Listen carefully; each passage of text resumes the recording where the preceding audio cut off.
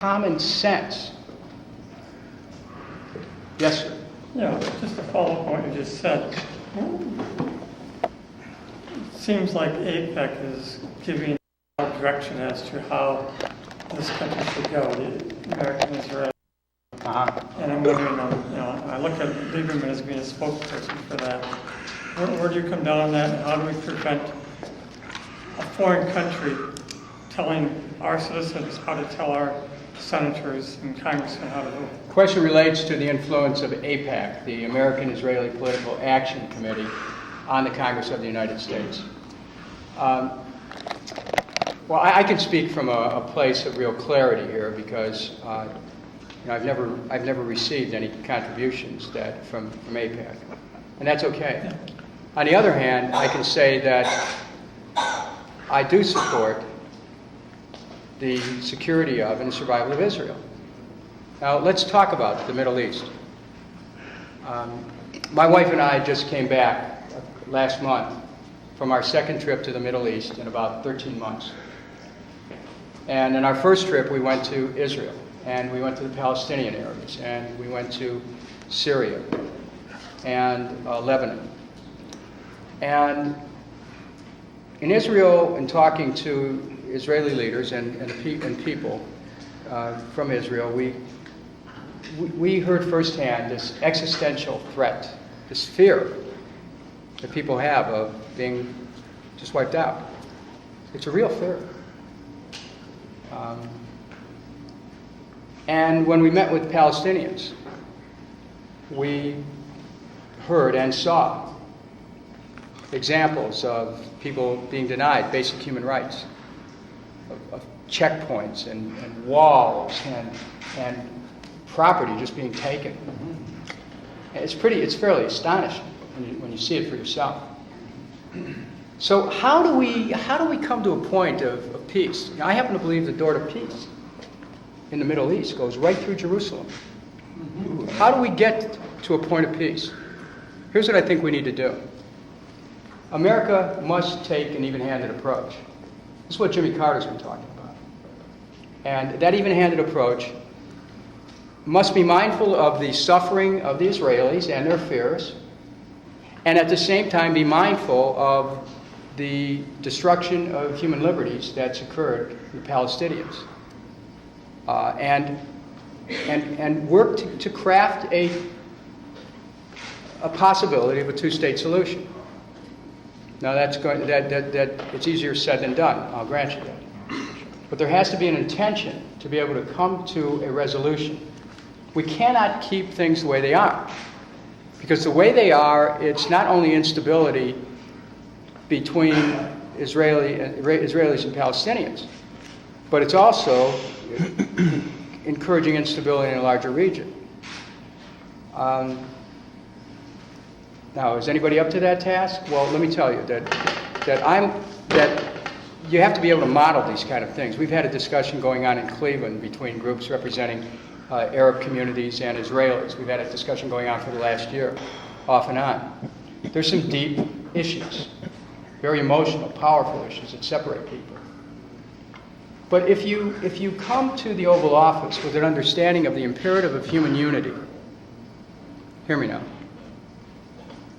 If you see human unity as an imperative, if you explore the commonalities which people have, if you're mindful of the history, but you're dedicated to finding a way to move through the historical record with the intention of trying to heal and to stop the conflict. Real intention to do that. To move strength through peace. It's a deeper meaning of strength through peace. There's a possibility that you can create an outcome that no one else could. That's why I didn't hesitate to go to Syria to speak to President Assad, to explore with him, to ask him questions about, is he really willing to work towards peace? What are the issues that involve Syria and Israel? I had an education on that. And I've talked to people in the Jewish community in the United States who have also given me an education on that. You have to be open, but you have to be independent of interest groups to be able to take a stand And this is where it's been difficult for people who have been in the Oval Office, because they get these interest groups that tie them up so quickly they can't take an independent stand. I want to take a moment of your time to tell you a story about the trip that my wife and I made to Lebanon a year ago, right after the war. I stood on the floor of the House of Representatives. You know, I can talk about peace, but let me tell you, when the moment comes and I see danger, I stand immediately. I took a stand in July of 2006, and I said we've got to do everything we can to stop this war that between Israel and Hezbollah, that where South Lebanon was used as a battleground, and it was flattened. Now, I've been to Bosnia, and I saw the carnage of war after the war ended and when it was under a multinational occupation. But I have nothing I could see would ever prepared me or my wife for what we saw when we went to South Lebanon. Just about 10 days after the war officially stopped. At least 30,000 structures were destroyed south of what's called the Litani River. Homes, businesses, schools, mosques, churches, hospitals, destroyed. Cluster bombs everywhere. The smell of death everywhere. We went to village after village. We saw signs planted in the rubble saying, "America, this is your democracy." Why? Because more than 80% of the munitions that were used came from the United States. People knew this. And so, you know, the U.S. was tied directly into this by the fact that these were our munitions. Some of the cluster bombs that I saw had California written on the side. You know, because that's where they were made. And so, and you know, we were walking through this. I mean, it was you know, a little bit daunting, but we wanted to. My wife and I wanted to see for ourselves what was going on. There were people sitting in front of. This is a haunting image. But imagine if for every day of your life you had a business where 6 days a week you'd go and you'd work at your business, and all of a sudden your business is gone, disappeared, just rubble. So if people sitting in chairs in front of businesses that used to belong, that they used to have. And that's all they can do is sit where the business used to be. They don't know what to do. It's a very powerful image. We went into towns with names like Einata, Bint Jabil,